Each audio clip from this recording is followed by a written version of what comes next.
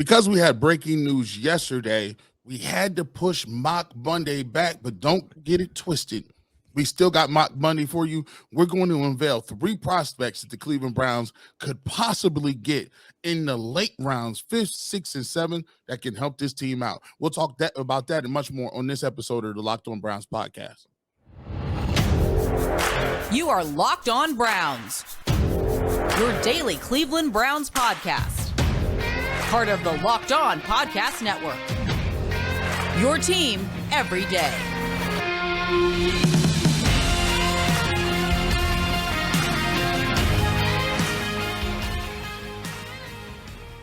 Welcome back, my friends, to the show that never ends. Your daily delivery of all things Dog Pound, LGB on the LOB, the Locked On Browns podcast, brought to you by the Locked On Podcast Network. Your team every day.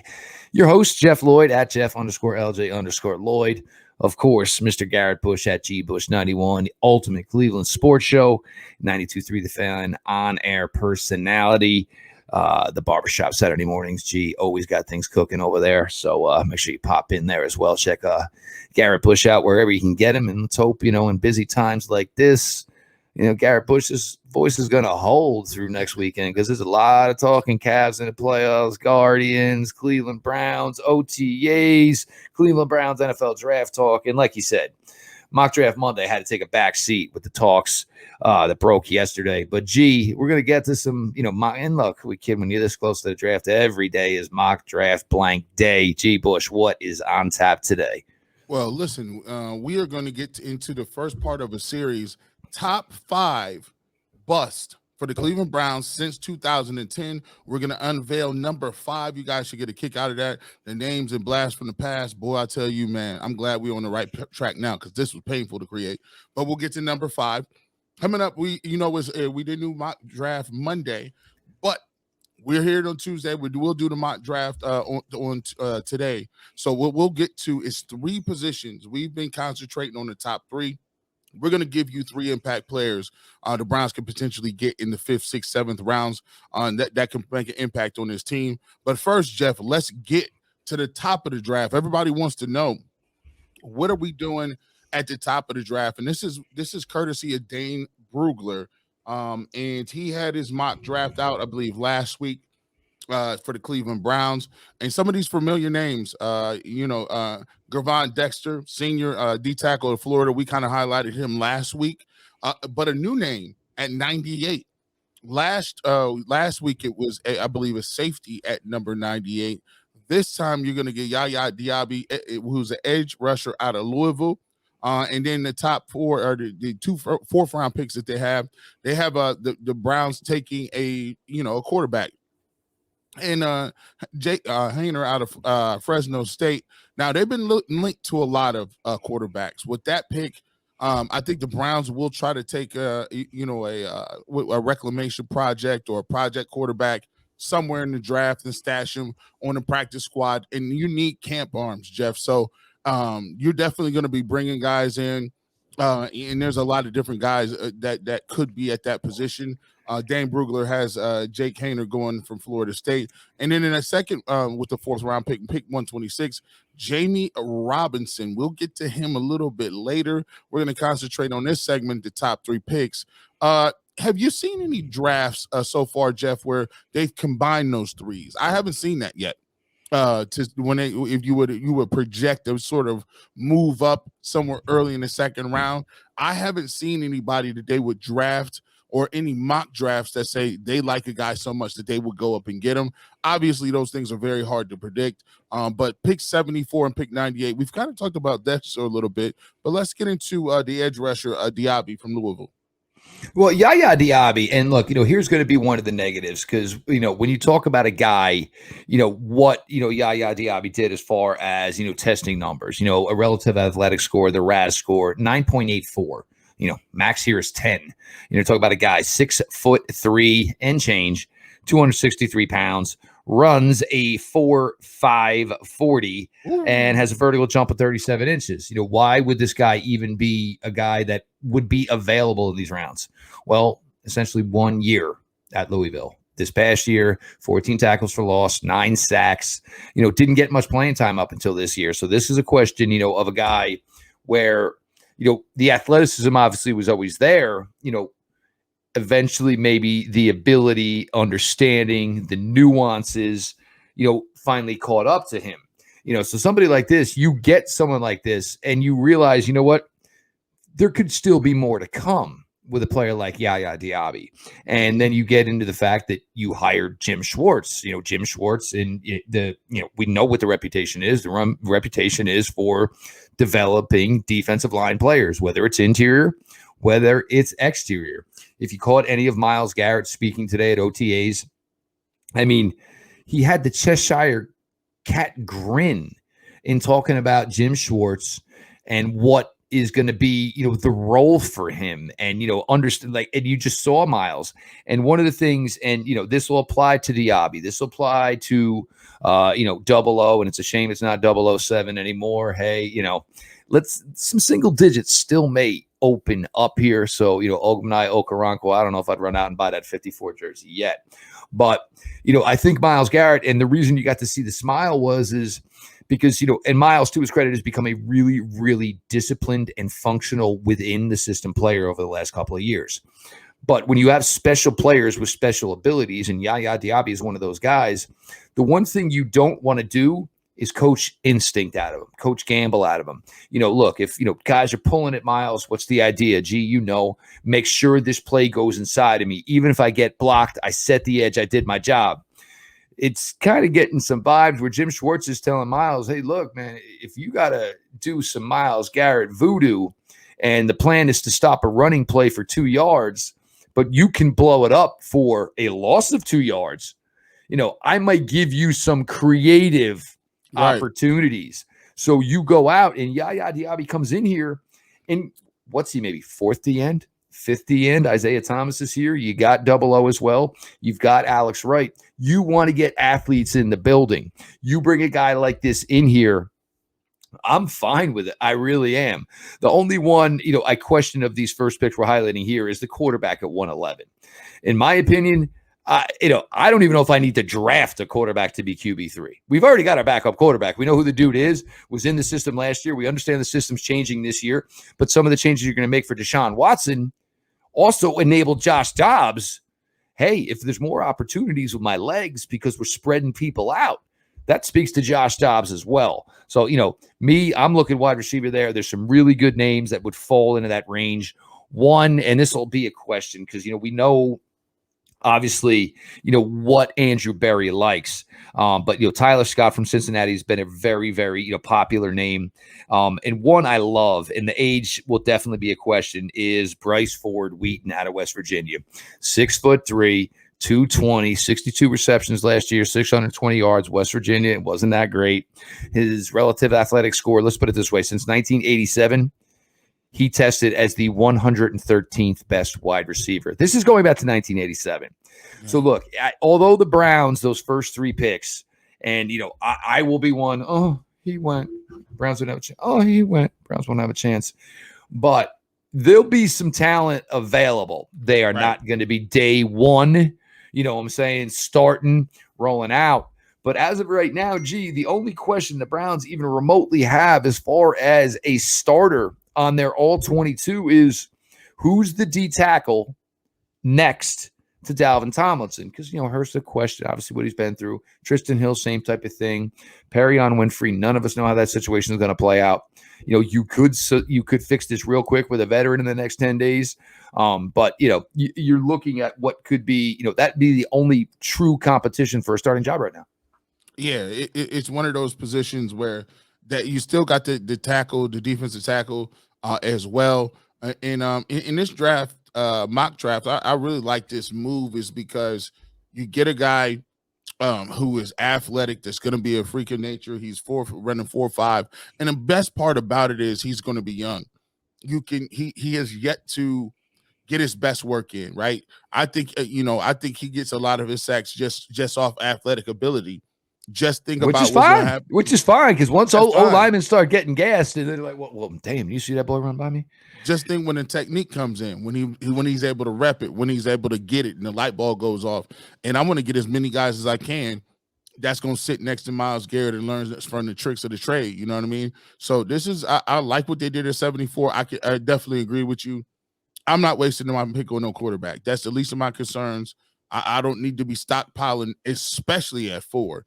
And apparently the way Stetson Bennett's stock is right now, you want to know what? If nobody wants the kid from Georgia and he's going to go undrafted, hell, I'll take him. I'll take him. Look, I'll tell you, I said that, and people got on me too. Like, I was like, I saw how he ran very well, 2-time national champion. And the thing is, Stetson Bennett is in a pro offense. That's a pro offense in Georgia. He's a guy that, you know, he's a good leader, good athleticism, and he's sneaky fast, decent arm. I take a guy like that if nobody want to take him. So, you know, that's another thing too. There's going to be some undrafted guys that come in here, and there's always an undrafted guy or two that really shake the room. So I like what Dane did there. You know, coming up in this next one, Jeff, we will get to some guys that you can find in the 5th round that actually might move and shake some things up.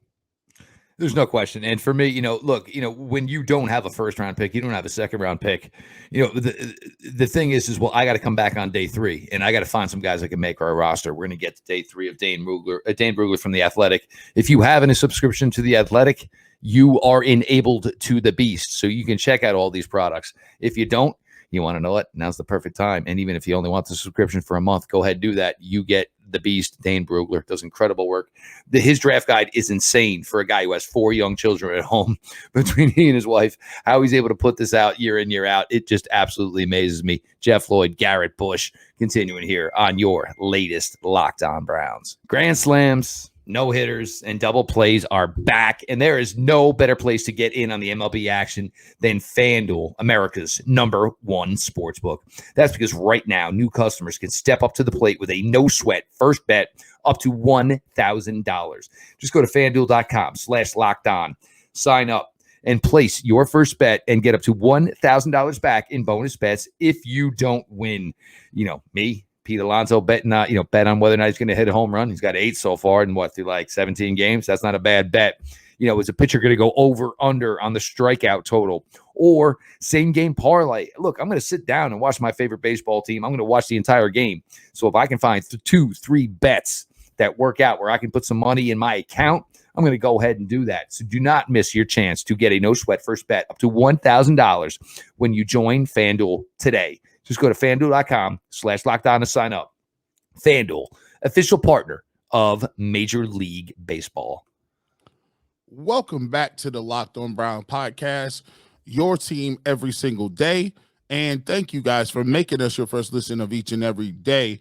Dane Brugler has his mock draft out. We came back and we talked a little bit about the top 4: Gervin Dexter, Yaya Diaby, Jake Haener, and we talked about those individuals. Now let's get down the list on a list of few guys that we really can really make the squad and really make an impact. And he's hitting a lot of guys who participated very well in the combine, ran well at pro days, and did the thing at the Senior Bowl. So let's get to first and foremost, we'll go with Jamie Robinson first, and we'll just take a look at exactly what his stats look like. So as you can see right here, Jamie Robinson, he's a strong safety, but they do have him listed as a strong free. Also played a little bit of corner as well. You look at the composite grade, he has great speed. You look at the 40-yard dash, 4.59. Short change of direction, shuttles 2.6. 151 is very good. And when you look at short shuttle, he really is. He's decent in a short shuttle. Where he struggles a little bit is the size factor, right? He's at 5'10", 191. He did bench pretty well at 23 reps, but when you look at the size, they want more bigger size back there. 5'10", 191. Some people can be a corner at that size and height. You look at his explosive grades. Now, this is the reason why this kid, I believe, dropped down and they have him going in the 4th round, is just because he's not that great of an athlete. You look at his explosiveness, 33.5-inch vertical. That's it's middle of the road for guys, but there's linebackers that jump that high. Broad jump is 9 feet. That shows a lack of explosiveness. So these are some of the reasons why he is in the 4th round. But if you take a look at it, though, Jeff, he's an individual where you can really get this guy. Let me see. Let's go back to this and get this in here really quickly. In this play, you can really see how quickly he closes on the ball. Plays a little bit bigger than his size. And you look at this. Yeah, listen, come on. Yeah, come here real quick. Let me talk to you real quick. He's a guy. I told you, give me my lunch money. Give me your lunch money. I told you, give me. He got a little nastiness when he gets there, Jeff. So, your thoughts on this guy as a strong safety? This guy looked like he could play. If he's going to be a strong safety, he can play in the nickel a little bit, come up and run support. What do you think about this guy? Well, first things first, when you look at, his, relative, his RAS here, you go to the bottom right, you go right to that 3 cone. You are playing, well below, 7 seconds in a 3 cone. That is all I need to know about short area quickness. That is exactly what that drill is for. Now, yes, Jamie Robinson, first thing I'm going to say is he's not a strong safety. He's not a free safety. He's not a corner. He's not a nickel. He's a defensive back. This guy can play anywhere in the secondary. Why is that a big thing? Browns are already 5 deep in the secondary. But you want to know what? What happens in Greg Newsome? Obviously, today we found out a little bit more comfortable about what the nickel role is with Jim Schwartz as opposed to Joe Woods. But you want to know what? What happens if Greg Newsome misses a week? Guess what? Jamie Robinson can play nickel. Guess what? Grant Delpit misses a week. Guess what Jamie Robinson can do? He can be a strong safety that plays around the line of scrimmage. Jamie Robinson, God forbid, Juan Thornhill misses a little time. He can play a little on-the-roof free safety. He's versatile. He's smart. Everybody, Locked On Browns listeners, I am a Florida State guy. This guy was kind of, I don't want to say the heart and soul because there was other talent there, but he was kind of like the guy that made it all go. And, when a play needed to be made, Jamie Robinson made it. And, you look at that and, he doesn't jump very well. He's not the fastest guy in the world. Jamie Robinson's going to play 7, 8, 10 years in the NFL if health permits. He's smart. He tackles well. He's not scared of the situation. He gives himself up. These are guys you want when you are looking at, and what's been the key here, and what we're trying to say is you're not drafting starting players. You want good reserve players. Guess what? He'll probably kick ass on special teams as well. You need guys to fill out roles. So I got a guy that can play strong safety, free safety, nickel corner, and can be a special teams player, and he's a very intelligent football player. And guess what? He's not in my top 22 on my roster. Guys like this is what you thrive for adding to your roster as depth. Jamie Robinson just screams depth and a guy that can contribute as a rookie, if needed to, in probably 3 spots in the secondary if called upon. Yeah, definitely like him. Definitely, that's why they have him here playing quarterback safety. He's what we like to call a football player. Let's take a look at the 5th round. 2 5th-round picks they have. Josh Wiley, who is a tight end, about 6'6", 250. Well, we'll keep an eye on that guy because he's what we call one of those guys that they want back there blocking. So if they draft another tight end, that could prove that Harrison Bryant might not be on this roster moving forward after 2 days, or how depending on how well he plays in camp. But let's get back to it. Let's get to Jacorian Bennett. And so when you look at Jacorian Bennett, he's another guy that you look at. And this is a top cornerback athleticism scores among the 2023 Combine participant. If you look at this, the guys at Maryland say what they want. They still can't get over something in those crab cakes, bro. Something in those crab cakes. But they can move. Deontay Banks' teammate, 98 overall athleticism score. DJ Turner is a 97. And you get Jacorian Bennett pulling up at number 3 at 96. And look at the drop between him and Christian Gonzalez, because Christian Gonzalez is going to go pretty high. Top 10. He's going to go pretty high. So when you look at that, you can take a look at this, and this is some of our stats from the Senior Bowl, and this is really great. Look at this. So had a nice couple days at the Senior Bowl. Take a look at this. He's moving around, quarterback doing a little scramble drill. and he just makes a play on the football, playing his zone, reading the quarterback's eyes. This guy had a couple of picks down there as well. I think this guy is going to be an individual who has some ball skills. I like the fact that he didn't just knock the ball down, played it a little bit, baited him a little bit, and got the interception. Jeff, your thoughts on Ja'Cory and Bennett and where he could possibly be at for the Cleveland Browns? Due to time here, I'm just going to go with, three guys that we're looking at here. With Ja'Cory and Bennett, first thing I think is you tell me 5'10", you tell me a little sub 190. Hey, first thing I'm going to do is, hey, can you play some nickel too? So, I can do any type of matchups I want with the corner. Runs a 4-3 flat. All right, that plays. He has an 11-foot broad jump over 40-inch vertical. Yeah, that works for me. Keaton Mitchell. The thing I like about Keaton Mitchell is the speed, and we talk about this Browns offensive line. And look, what are you supposed to do as a running back here? They're going to show you the hole. So you find one cut and go. 200 carries, 1,450 yards, 7.2 per carry. I don't care what conference you played in. 200 carries, 1,450 yards, 7.2 a carry. Watch this kid. Boom, daylight gone. Look at it, gone. You know what I'm saying? And just playing with dudes right here. Just playing with dudes. And that is even full speed for Keaton Mitchell. Wiley, the tight end, is interesting because, look, we always talk about the athleticism of David Njoku. Akins is going to be that type of guy, too, that they brought in from Houston, the Houston Texans, former minor league baseball player. And what about the third tight end? Normally, you want a little bit of different flavor here, and this is where it could be tough for Harrison Bryant. Wiley did some things in Cincinnati other than just he's becoming a tight end. Quarterbacks and running back stuff, he's growing into the position. But 6'6", 250, you know what that tells me? Third tight end, blocking specialist tight end. And he still had a relative athletic score in the 8s. So the guy can do that type of stuff. Dane Brugler crushed this for the Browns. This is a great, great collection of players. And other than Witt in maybe the 7th round, and I'll be honest, the Browns could punt that peg very easily. Because, I don't know, especially with Dunn being brought back in, the moves made on the offensive line, they might not even address that. But, this is a great, great haul. If the Browns could come even close to this, this would be really, really good for Andrew Berry as far as filling in holes with keeping the reserve aspect in mind. Yeah, definitely, man. I definitely think Dane Brugler, if we get some of those guys, I think the Browns are in good shape.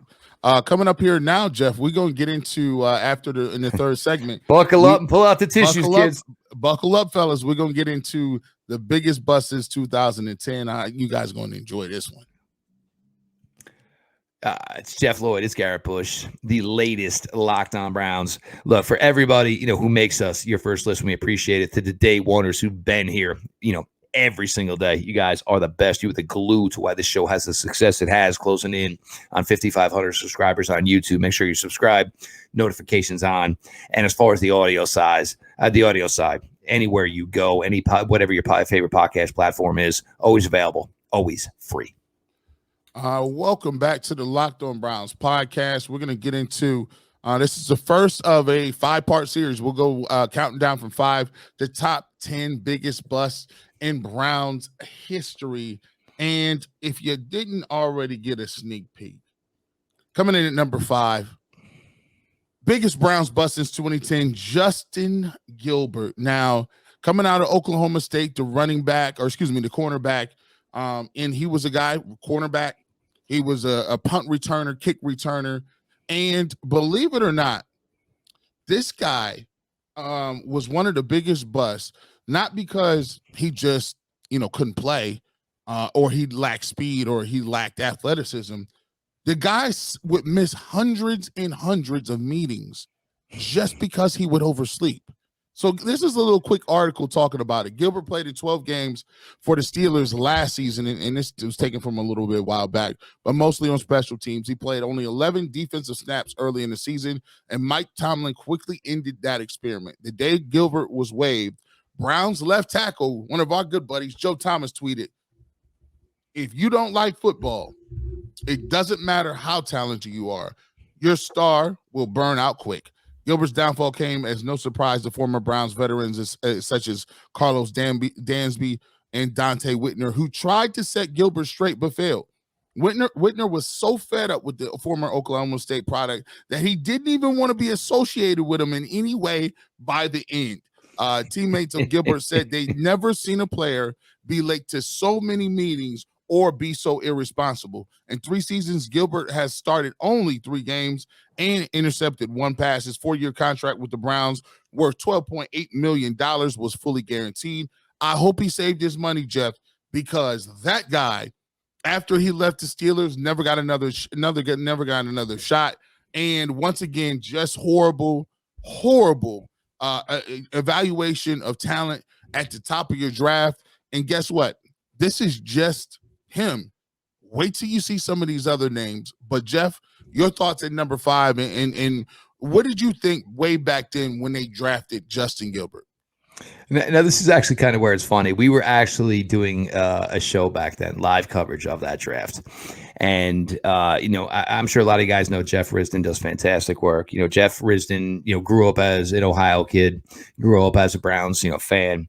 And as we're doing it, the Browns had traded down. And it was like, all right, good move, stockpile picks, your team, just trying to get players in here. Browns make the next selection after trading down. Browns select cornerback Justin Gilbert out of Oklahoma State. Jeff Risdon, oh, Jesus stinking Christ, you should have taken a kicker with the pick and not even traded down. But you brought up a familiar, the Joe Thomas tweet, your star will burn out. The problem is Justin Gilbert, and there's probably a pretty good explanation as to why he was late for everything, if he even showed. Justin Gilbert was eventually basically suspended from the NFL because he couldn't ever submit a clean piss test. So, but here's the other thing. Justin Gilbert never applied again. Never even bothered. Like after a year, like, hey, I reacclimated myself. I did all of this. I missed the game.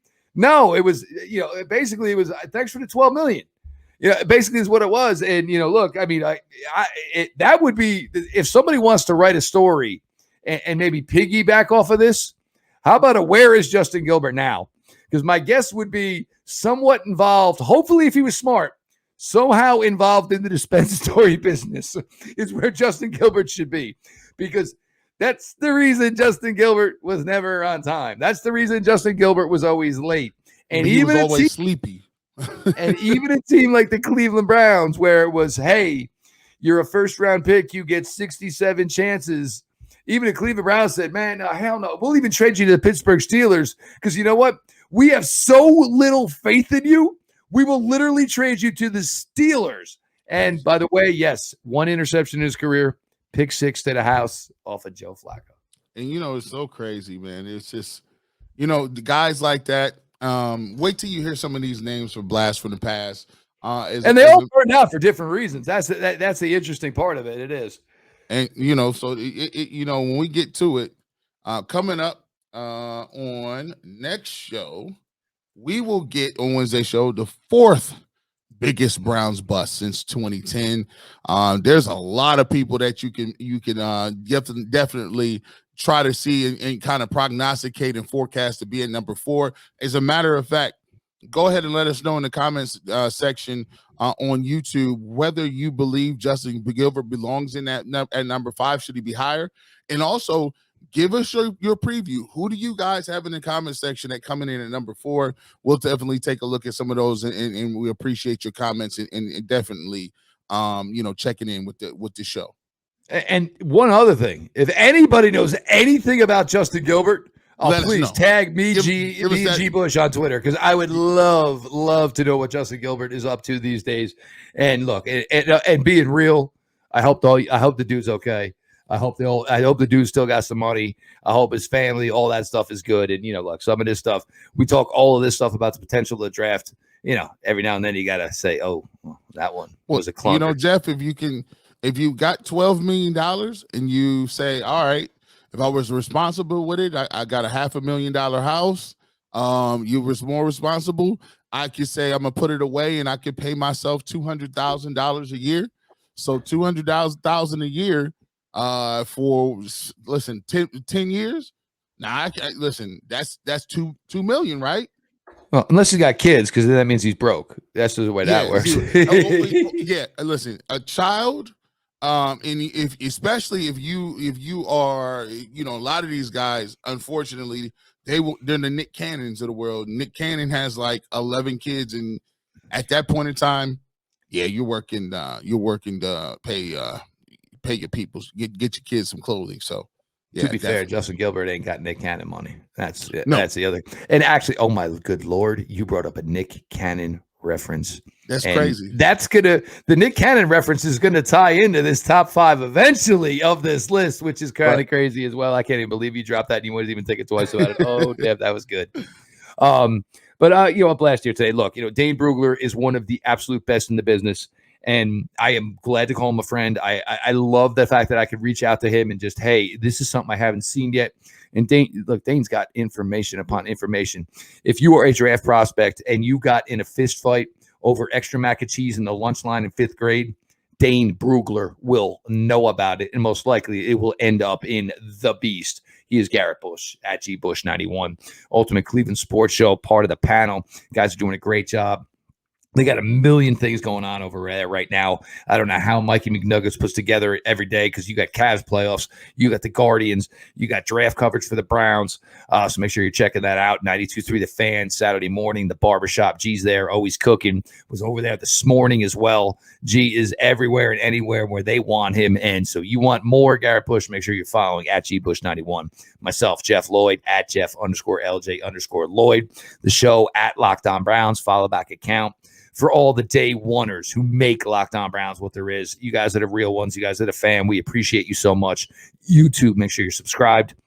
Notifications on, and wherever you get your podcast audio-wise, we are always available, and we are always free. All that being said, boys and girls, this has been your daily delivery of all things Dog Pound. LGB on the LOB. Let's go, Browns.